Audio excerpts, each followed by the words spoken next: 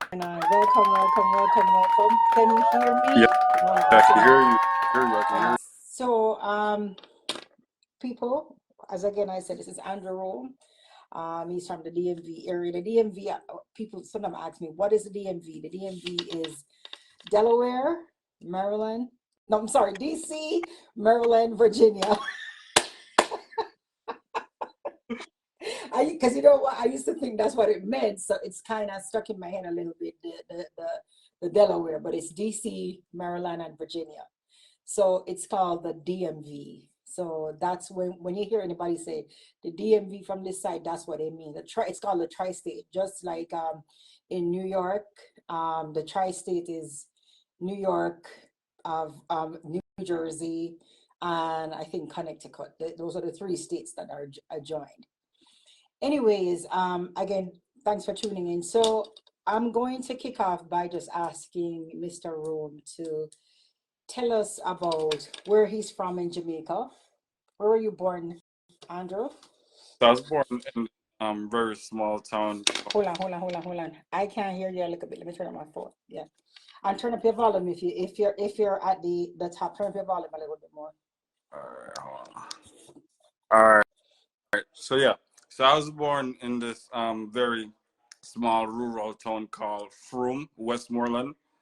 I went to a primary school there. I moved to Kingston, and I went to high school at Jamaica College. And then I actually moved back to Westmoreland in fourth form, so fourth and fifth form, and then I went to college in Montego Bay. Oh, okay. In a nutshell. I said that's in a nutshell. So, Yeah. so you attended college before you came to the U.S., right? Yes. Okay. Yes, I went to Montego Bay Community College. Okay. Located. So, why did you decide to come to the U.S.? But before we is it's Jamaica independence. Oh yeah. So yeah. So wait, I need to get my liquor applause. I need to find it. Are we gonna take a shot or something like that, or not? Well, you never go on them. You never tell me so I can bring up my liquor. All right. Yeah. OQ, because trust me. OQ, he's one of the people that I'm is really loyal. You know, man, happy Independence Day, Jamaica. Big up for yourself. Yeah. All right, no, we soon get to the people. We soon get to the people who are instrumental, because I'm going to give you a chance to talk about all the people who are instrumental to you in terms of where you are. So we'll get there. So what fueled you to leave Jamaica to come to the US? To put it bluntly, a better life. Opportunity to live the American dream. People. But typically, what I noticed though, typically, if especially you went to college in Jamaica and you are college educated, more likely you're better off than most, in a sense, right?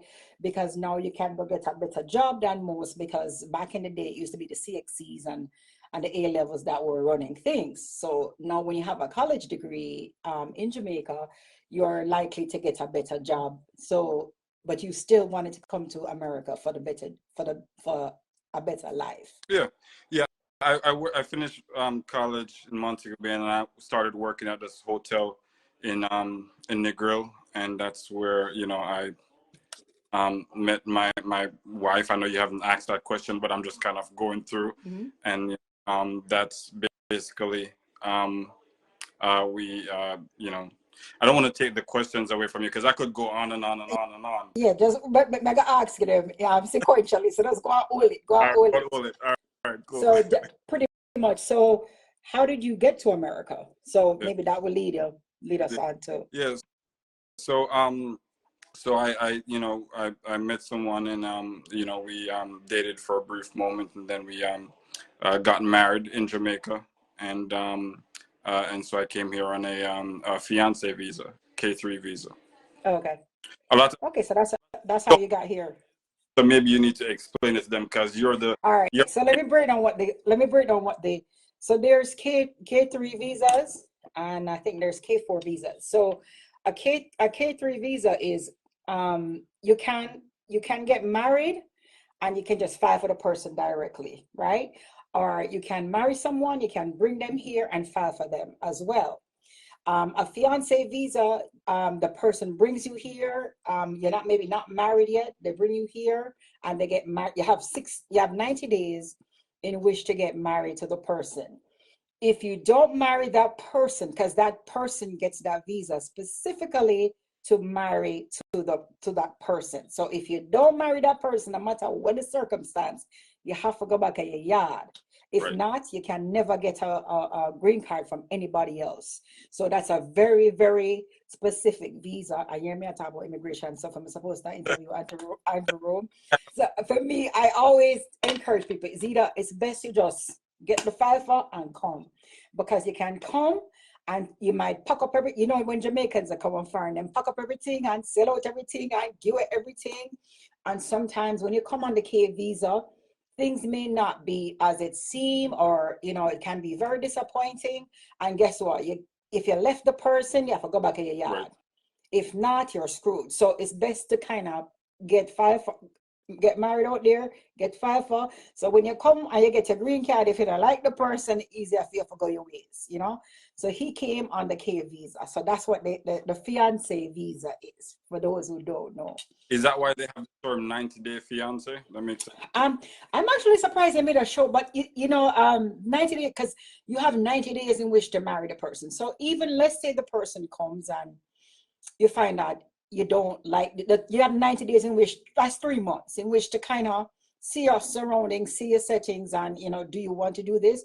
But you have 90 days. You don't have to file the papers within 90 days, but you have to get married within that 90-day period. Right. So what was it like for you when you come? It was wow. It was like a whole different world. First time in the US. I remember I fell in love with Popeye's chicken.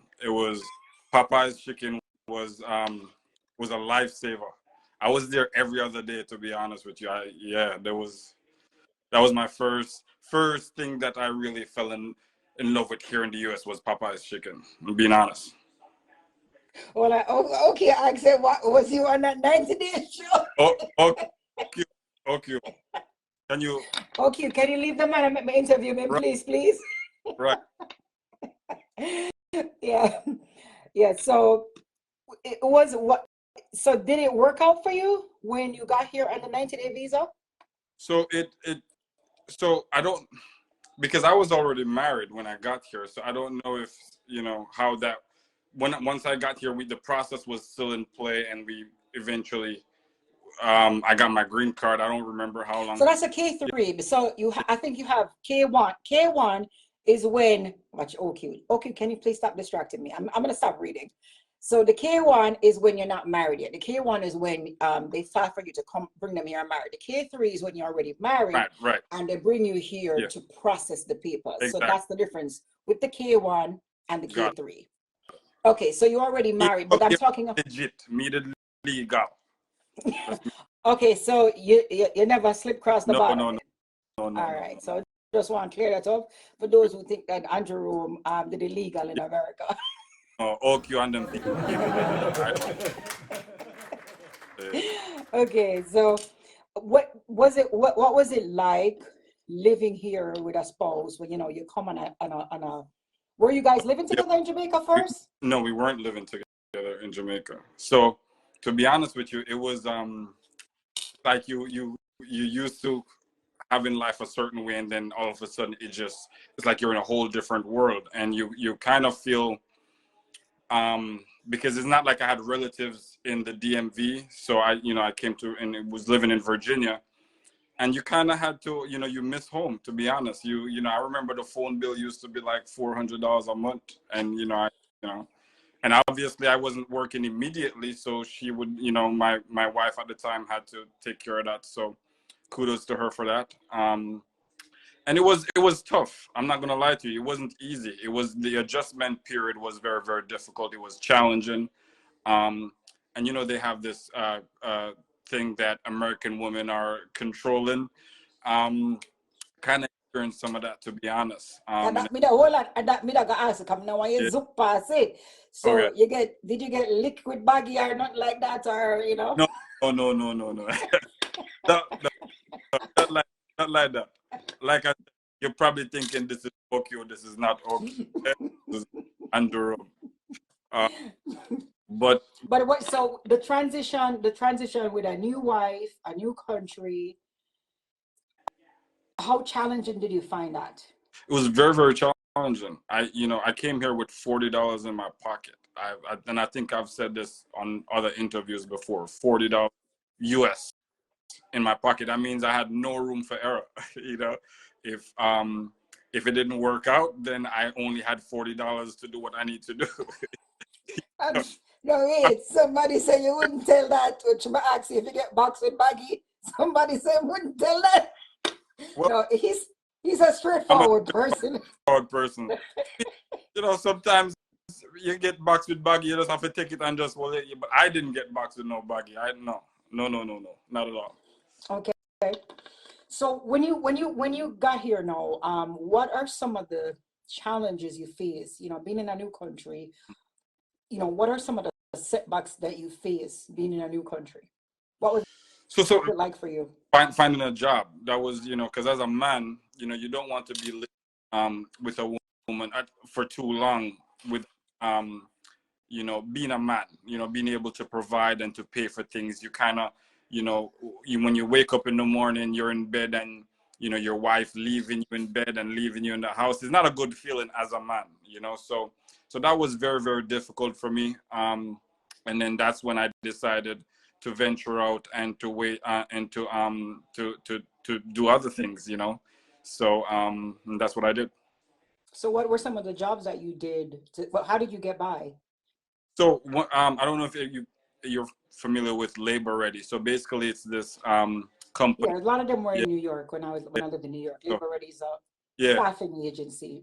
Right. One day One day. job you gotta do with them. Right. So you basically what you do is you show up, you wait outside in the cold, or sometimes if them open them door because it's a line.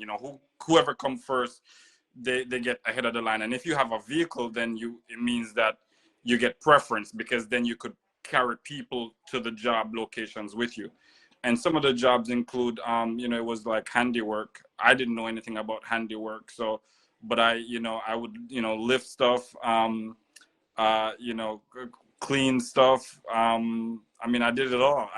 It's so long ago, I don't remember the specifics, but I knew that when you drive and you see the Hispanics at the Home Depot, it's very similar to that. You're basically waiting for people to come and hire you.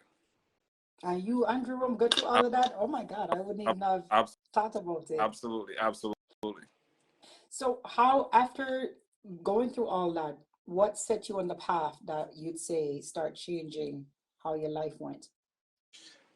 So I think I got with a temp agency. It was right around the time after my son was born. I got with a temp agency, and that's how I got into property management. I impressed so temp agency, basically they give you a temporary assignment for those who don't know what that is.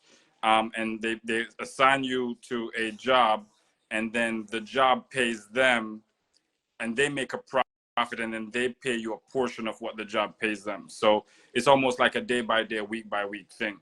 Okay. And I impressed the manager, and he hired me permanently, and that's where I got my start into property management. Okay. And what was the climb like for you now? How did you see your life changing after you started in property management? It's it's been such a blessing. I can't even explain to you how lucky and how fortunate I am. So it's just putting yourself in the right place at the right time, believing in yourself. I remember, when there was a position that was opened up for a property manager. I started as a leasing consultant. So just so people understand, they have a receptionist or admin assistant, then they have a leasing consultant, they have a leasing manager, then they have a assistant manager, and then they have a property manager. So there's about 5 levels. And so as a leasing consultant, I had an opportunity to apply for a property manager job. You know what that means? That means I was skipping leasing manager, I was skipping the assistant manager, and going straight to, and I felt like I could do the work, and I applied, interviewed, and I got the job. Were you still, throughout all this, were you still with your wife at the time? I was still with my wife. We had just had Makai, who is my oldest son. He's 19 years old. He was 19 in May, so 2 months ago, roughly. Okay, okay. So after achieving all the success, how did you see your life after that? So you start managing properties, money start run now, life start good. What did you start doing differently? So just, taking chances, believing in yourself and taking chances. I think one of the things that I would like to, you know, or some insight that I would like to provide to anybody listening out there is. No, not yet. Hold on. No, I'm talking about you. Okay. What did after you started making the money? Because I want you to give your Yeah. your little gems later. Yeah. When you start making money, how did you see yourself expanding? What did you do differently? Remember, because you said you were homeless at one point too. Yeah, well, we haven't even got there yet. Oh, okay, sorry, my bad. Right. So, So when money start running for you now, how is your life changing? so it allowed you to, it gives you more freedom, right? I was able to buy a car. I was able to start helping my family back home, my grandmother at the time. And I was able to, really start saving some money. And was able to start doing some small investments. So what is those, and if you don't mind me asking, what are some of the things that you chose to invest in? So it wasn't anything illegal, just stocks. Never asked. Right. Yes, stocks. I mean, this is America. There's so many things that you could invest in. It's you could buy a domain name and sit on it. A lot of people don't know that.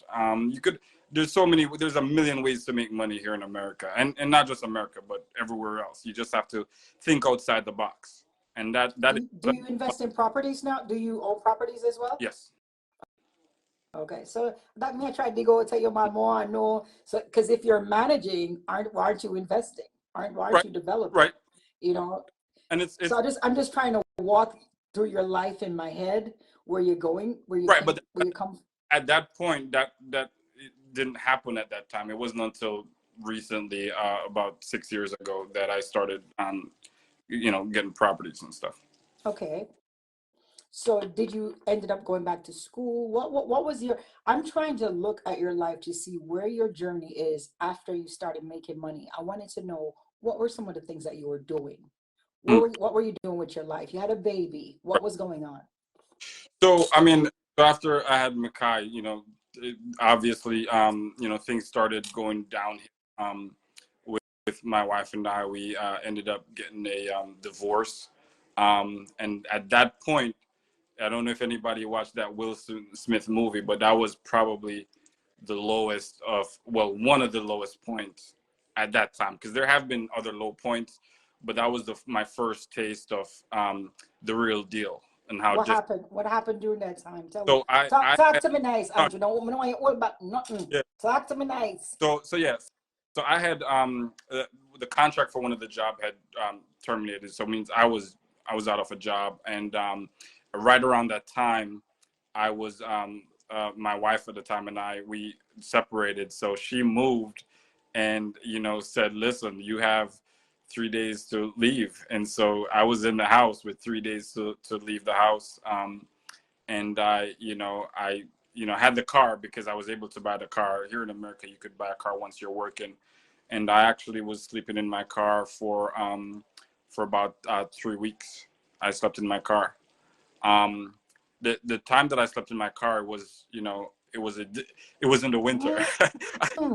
So yeah. So just kind of imagine that. It wasn't nice at all. It was very, very tough. One of the things that I used to do, I had gotten another temp position while I was living out of my car. I used to sleep at the job. So how I did that was all my stuff was in my car. And because it's property management, the office was actually an apartment that they took on. So Okay. classroom and everything. So what I did was I would, I would pretend as if I'm working late, wait until everybody leaves, swear to God. Um, and I would, as soon as everybody leave, I'll close the door and I'll make my bed on the floor, something comfortable for the car, and I would sleep there. And I would wake up early in the morning. I would take a shower like 5 o'clock. I would take a shower and get dressed and do everything. And so I would be the last person to leave the office and the first person in. And they were thinking I'm dedicated, but it was really bad. I don't know, say nothing about forgot. That was that's not something that I'm afraid to, because if I'm sure I'm not the only one that's been through that, but it's just No. kind of like a rite of passage. You pay your dues, and a lot of people see things and they don't really understand the realness of it. No, and oftentimes when people see successful people, they think you just arrived there, and sometimes they don't. And so, on my interviews, I get people to see that yes, you see these successful people, but here's their journey. Here Right. are the things that they went through. So how did you manage to change that situation for yourself? Getting out of that where you're sleeping in the office on the office floor. So at the time I was dating someone, and so she actually lived with her mom, and so I actually, she asked her mom, and I went by and I stayed there for another 2 or so weeks until I was able to saved up enough money to get an apartment. Okay. And if you don't mind me asking, as again, I don't want you revealing anyone's names that you talked to or anything like that. Um, was the divorce on you? Was it anything that you did, or was it anything that you're doing? Because you're known to be a playboy in the community. So Really? I'm just asking. Okay. Well, that's a false narrative. I'm not a playboy. I'm actually I mean, I used to be. I have been. Don't get me wrong. If we're being real, okay, I have done things that I'm not proud of, but um, but yeah, at the time, I wasn't being a playboy. We just mutually was not. It just wasn't working out, and I think we had a talk, and we agreed to separate. So so after you get off your floor in your office, what happened in terms of your life growing? You starting to do things where you can say, yeah, I'm making it now. Yeah, and that was basically, just with putting in the work. And each job that I would, whenever I get into a job, I was never comfortable. I was always looking for something bigger and better. I never allowed myself to get comfortable to where I'm saying to myself, oh, I'm making this amount of money. This is it. I'm always thinking, okay, now that I'm making this, what's the next step? Where do I go from there? I'm constantly thinking that. And so I think that mindset has been very, very helpful, because each job that I've that I had, or each job that I moved up to has been a better position, both financially and professionally. Okay. And I think that's something that people need to understand as well. You never get comfortable. Mhm. If you are a nurse, you can still always move up from being just an Right, RN, like my girlfriend.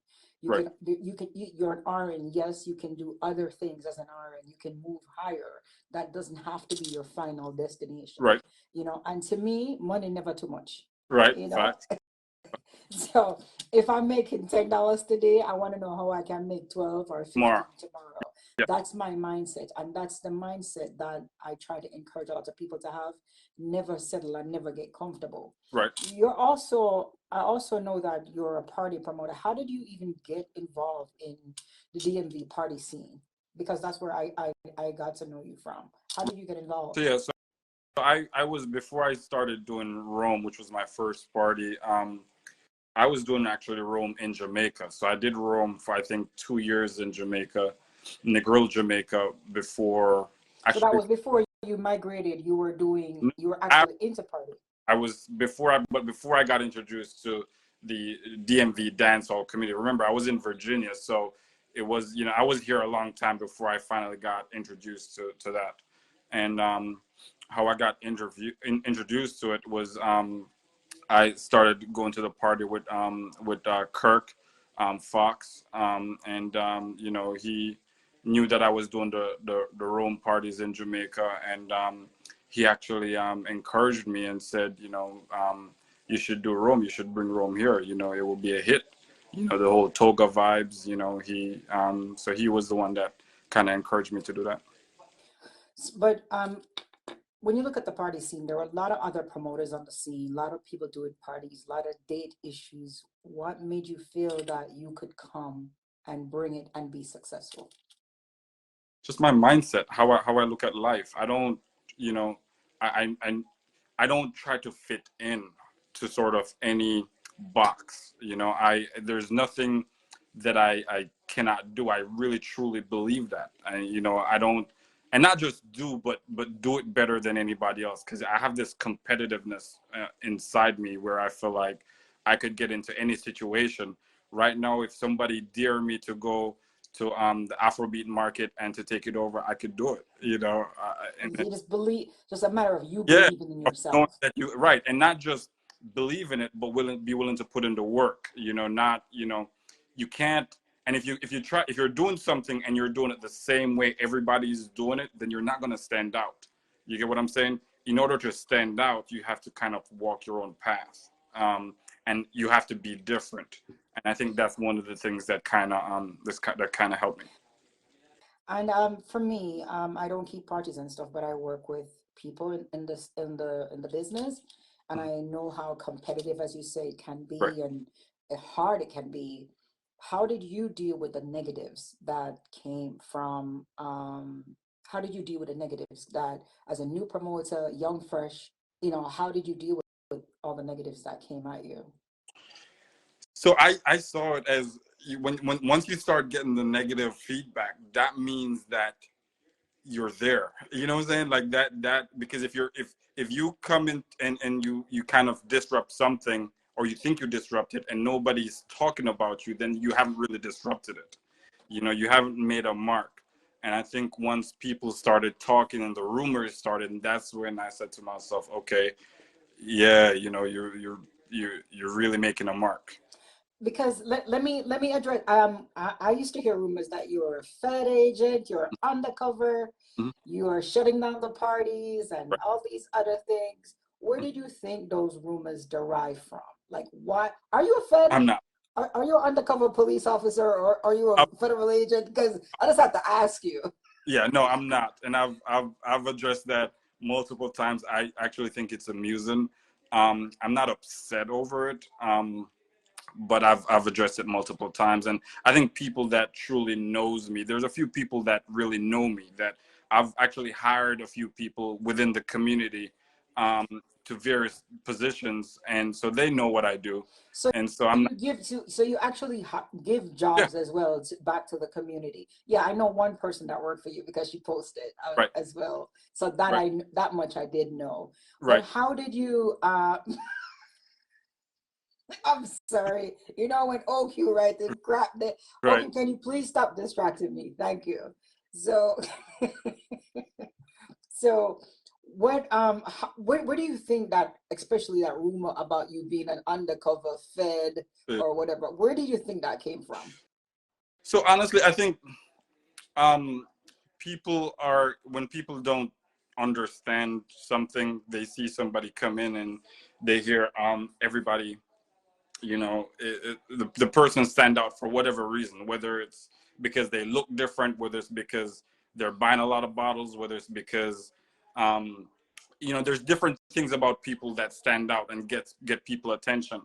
I remember you know, and I think one of the first parties that I really went to, and I really kind of just said, you know what, first of all, let's backtrack a little bit. When I came into the party scene, I wasn't really, I was very conservative. I didn't feel like I needed to buy, you know, 8, 10, 12 bottles Yeah, but because I, now Missy in a party that Missy without 4 or 5 bottles. well, yeah, that was way back in the day, right? Um, but them still party with the uncover, right? so, so yeah. So, but Cutie, when I'm going my child, Andrew, continue.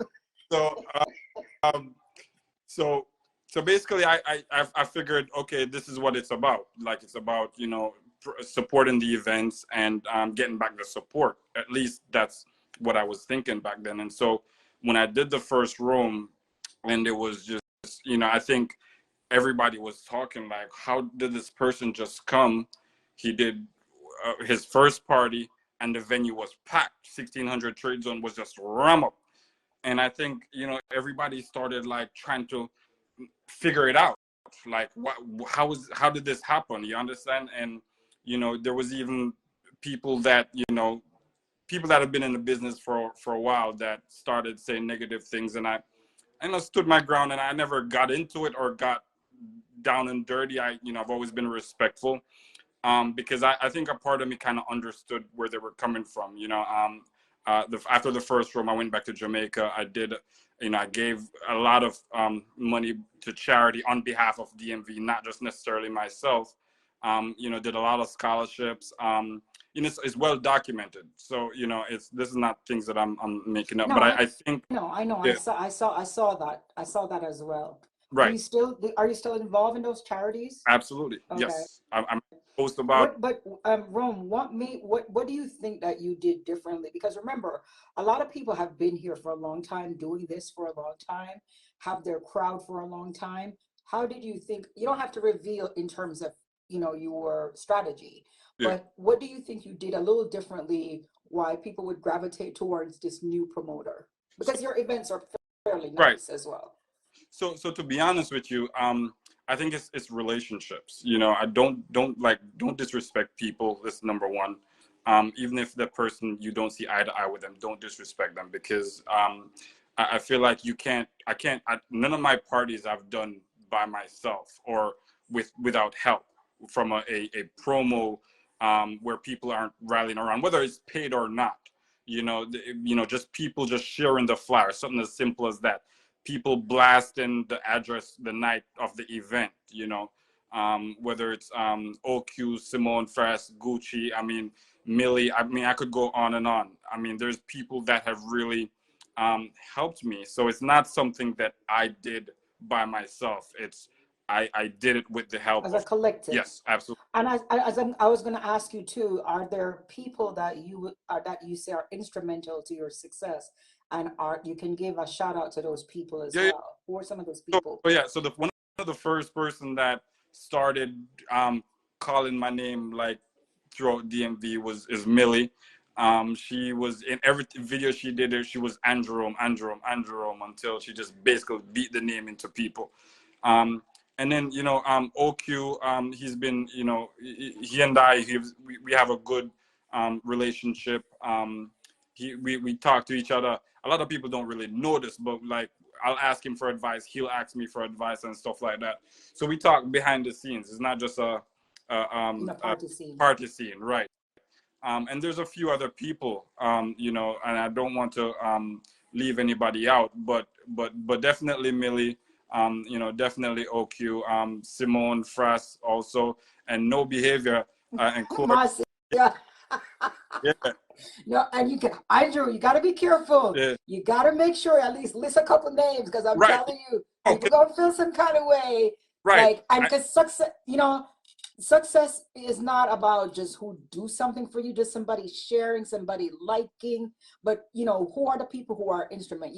Big them up. Yeah. Because you know what, I'm coming for you. But this is fact though. It's not because she's on the line and Sharika as well. It's not everybody go come down. Not because she's on the live, but I'm being honest though.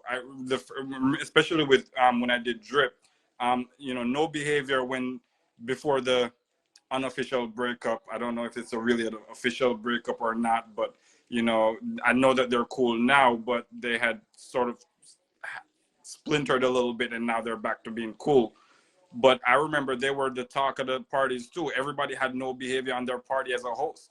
I think that's also another strategy too, is when people ask me to host, I rarely ever turn down, or say no. Like anybody that wants me to have to host their parties, I'm going to say yes, because that kind of helps with your brand. Exactly. Put your brand out there. Yes. And are you one of those hosts that don't work, or you just host and be on the flyer, or do you actually put in the work? So Millie just said, hold on one second. So Millie thinks I'm calling because she just on. She said if you don't, she never come out, you would call her name. And I didn't even know she was on, to be honest. I didn't. I'm just seeing her for the, but big up yourself, Millie. Um, can I do a quick plug for Millie? Because I'm a, Yeah, that's what I'm saying. Big up whoever you think is instrumental to you. well, Give them a shout out because this is a video that's going to be edited and put up there. yeah. So it's not. So Millie, she said I get a free bottle tonight if she because she's having a party. So after everybody leaves, the other parties, everybody's gonna converge on Jessup 8844 Washington Boulevard tonight for the official Jamaica Independence Party. Whose party So Millie, is that? that's Millie's Oh, party. okay. Their party. Okay. All right. So, that's cool. So, success means a lot of different things to different people. What does success mean to Andrew? So success isn't about just you as a person. It's about the effect or the impact that you have on other people. And I think if you're gauging success just from your own, your own person or what you've accomplished, then I don't necessarily consider that success. I think if you could start to impact other people, whether it is by doing charity events, providing employment opportunities, or even motivating somebody, or even being able to listen to somebody that's having a bad day. There's a lot of people that, that I have relationships with.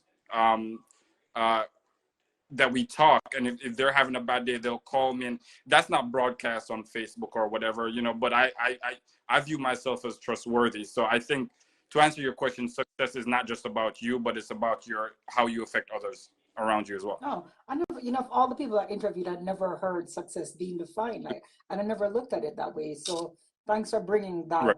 as something that I have to Right. think about. No, I never looked at it like that. But I asked that question and I get a different answer from each person because each person view. My next question to you is there, if you had to live your life over, is there anything that you would do differently? Yes. So like I said, I've been, I'd handle my relationship, my personal relationships different. I think in the past, just sort of going through growing pains, and issues with sort of me growing up. Hold on. We're not okay. You gotta talk to me nice. Me know why you're pretty tough. So you get enough bun and you get enough problem, though. I've been problems in my partnerships. Yes, I have been, Okay. and that is something that, unfortunately, for those that have been a part of that, I there are things that I wish I could have done different. And do you feel that if you had done those things differently, would they be impactful on your current success? Would things be better? Would they affect your current success? So, if based on my definition earlier about success, then the answer would be yes, right? Because these are people that meant something to me, still do. And, so for them to sort of, I wouldn't say they hate me or they have any sort of negative opinion of me, but they have, these relationships, some of them have not ended well, and some of them are, there's still some issues to sort through.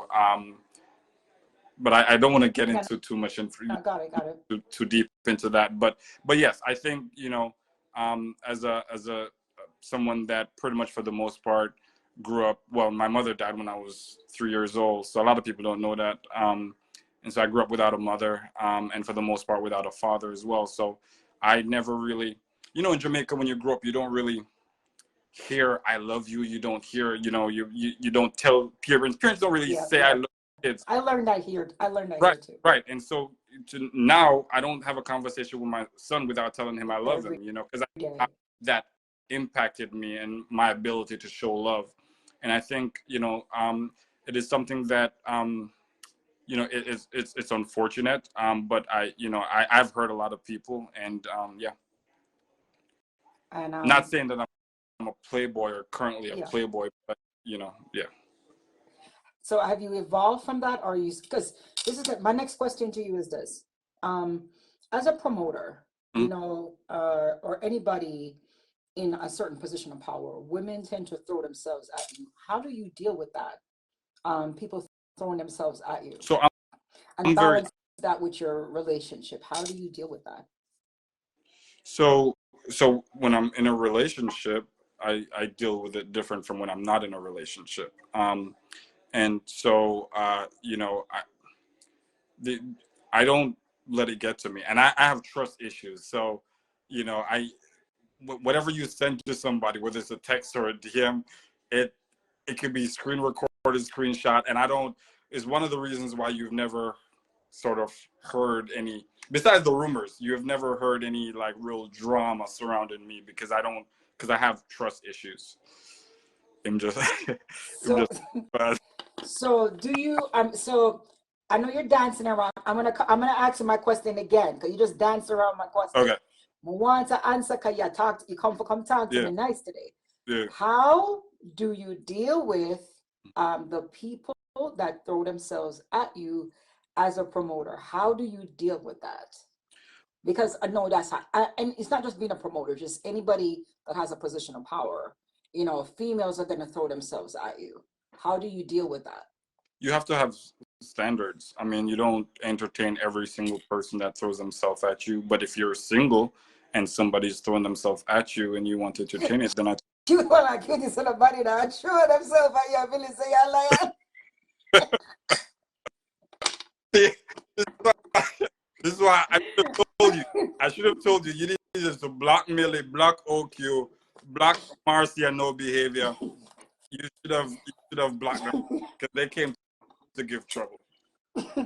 So, because you know, people can't run up under the post, and when this video get edited and put out there, you know, the reason why I'm asking it to be authentic because people can come under later on when the video is posted and edited and say, "Is lying metal?" And you don't want. I mean, just be your authentic self. You know what I'm Mm-hmm. saying?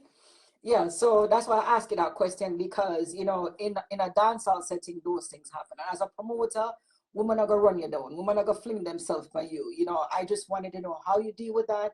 Do you separate that from okay, you know, I have a woman at home, I have a baby at home, I have whatever at home, I'm not gonna do that, or you're just gonna roll with the punches and the women. So here's the truth. You want to know the truth? Yes, that's why you're supposed to talk to me nice. Okay. Talk up. So the truth is, I don't entertain it, right? If I'm with somebody, I don't entertain it. Now, what the appearances or the rumors is different, right? Because um, when I'm out and I don't, somebody come and they stand up at my table, I'm partying with them because that's what I do, right? But then the next day, you know, somebody's gonna call me or text me and saying that I'm, can I say fucking? Can I? Yeah, yeah, yeah. It's not FTC regulated. And next time I hear somehow from this person, you understand? And so you kind of get used to that. It kind of almost, you kind of get what's the word? Not desensitized. You hear it all the time so much you kind of don't really pay it any attention. I've heard that I've been with people that I'm. It just blows my mind that anybody would think that I would entertain or be with these people or have any type of relationship with these people. So, and sometimes I don't even want to answer it or respond to it because it just, I feel like sometimes when you respond to certain things, it's just, you're given, you know, Legs to, yeah. okay, and that's what I was going to ask you too. How do you deal with rumors? Do you address them or do you leave them alone? And you know, what can you offer to people that get rumors spread on them, So yeah, especially as a promoter? honestly, I leave them alone. I don't, I address them like if I'm in this setting right now, but I'm not gonna, you'll never see me get on Facebook and post something that says, Bumba Cloud, don't stop calling me. No, never. Like I see them and I hear them, but I'll never address them. I feel like when you address them, you're adding credibility to it. I'm not saying it will never happen. It just has never happened yet. You know, one of the things that ticks me off is matters relating to my kids. That's the red line. Like, you know, that is something that gets under my skin. Nothing else really bothers me, to be honest with you. So have you ever had a situation where you actually slept with somebody and it caused a problem for you? Have you ever had that situation within your line of work?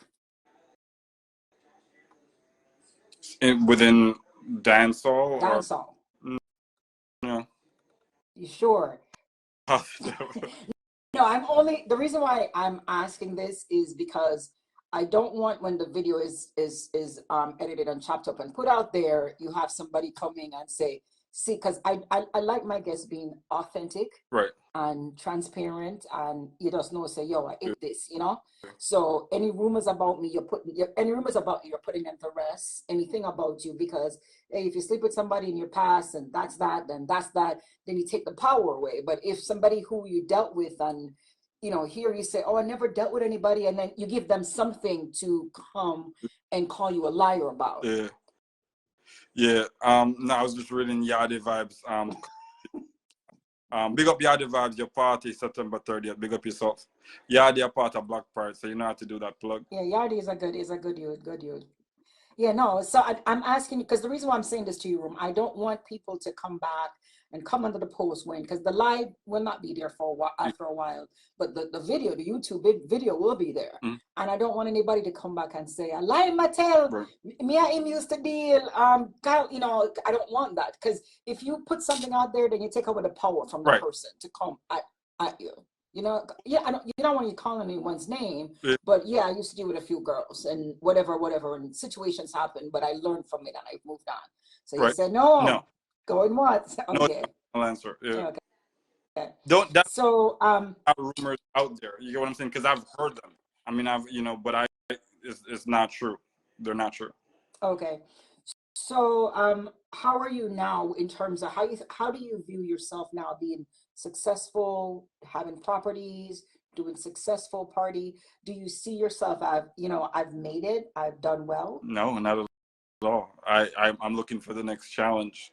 I'm like, okay, this might, to certain people, this might be, and I'm comfortable, but there's other levels to it. You could always take that other step, um, can I go buy a yacht tomorrow if I wanted to?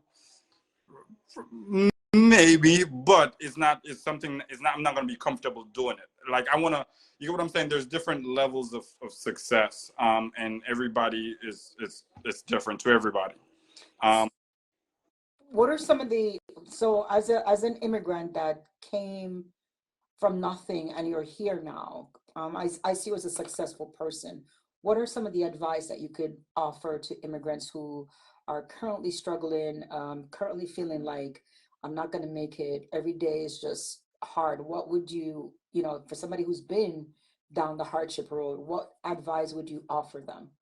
So don't be afraid to take risks. Don't be afraid to good risk, not illegal risk. Don't be afraid to take. Don't be afraid to bet on yourself. Okay, and be different. Don't, if you see 100 people walking in a straight line, walk in a zigzag line. Stand out. You're not gonna stand out if you're following everybody else. Just do something that's different, and that's a very short, simple advice. And Cutie just asks if you're married. No, not right. No, I'm divorced for many years. Okay, so are you an eligible bachelor for people who are watching? Are you an eligible bachelor right now? Rome? It looks like his computer froze. Yeah, so it looked like people, it looks like Cutie question knock out Rome. Actually, no, that is not. I was just, I want to smack.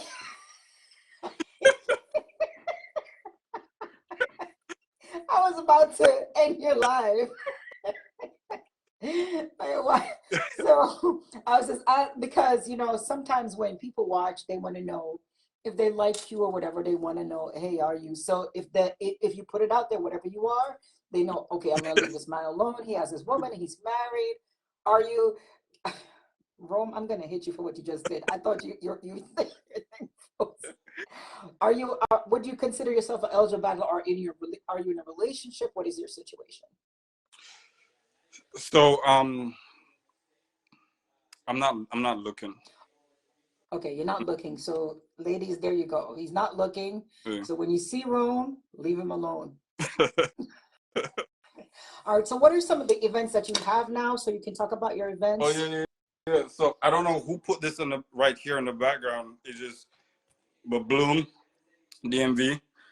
So this is the third year of Bloom DMV, and everybody know we go all out with the production from top to bottom, and the support every single year we've had Bloom. The support has just been crazy. It keeps getting better and better, bigger and bigger every year. Thanks to everybody that's promoting, that's pushing, that's sharing the flyer.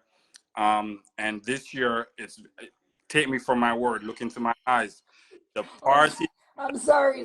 Sorry, people are coming for you on that question about if you're available, because Melissa, you're free. I'm sure now you're free.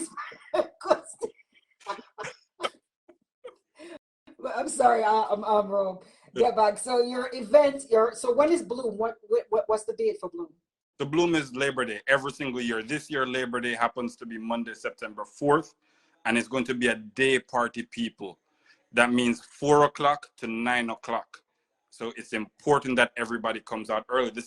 I'm not one of those promoters that say party finish 9 o'clock and party end up going till 11, 12 o'clock. It will not happen.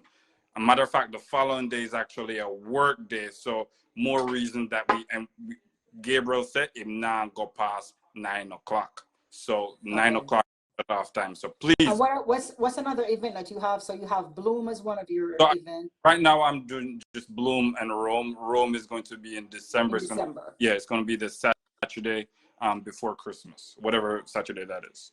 Well, Mr. Rome, it was a pleasure having you, and I'm happy to clear up the fact that you're not an undercover Fed or a drug dealer or all the stuff that they say about you. Right. You got an opportunity to clear that up. So people you see is a hardworking property manager, developer, who employs people in the DMV. So you can stop running with the rumors. You to say a you can stop running with the rumors. It's a chance to get to know him. He's not a playboy, as he says, and I gave him plenty of chances to admit that. So, if somebody wants to come dispute that, you got your chance. So you got to know him a little bit better.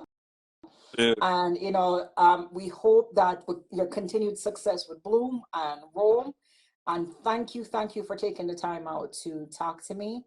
And I look forward to seeing you at some of your parties. So stop, just say, because every. All right, I'm going to be at Bloom. And, this is the most interactive guest that I always stay informed in my interviews, but them guests have ever done with laugh when I had to not read sometimes. Right. I'm sorry. Yeah. But no, people, don't forget, tonight is Independence. So right now I'm actually on my way to Caldi's. I'm hosting Caldi's Rooftop, and then after that, everybody from all the different day parties is going to meet up at Jessup Family's Bad Party tonight. Okay? The Independence Day party. 8844 Washington Boulevard. Oh, what's up? So cute to say I like it. So anyways, people, so Cutie, big up yourself. Thank you so much. Have a good night. Stay blessed. Big up yourself. All right, cool. All right, Rome. All right, pleasure.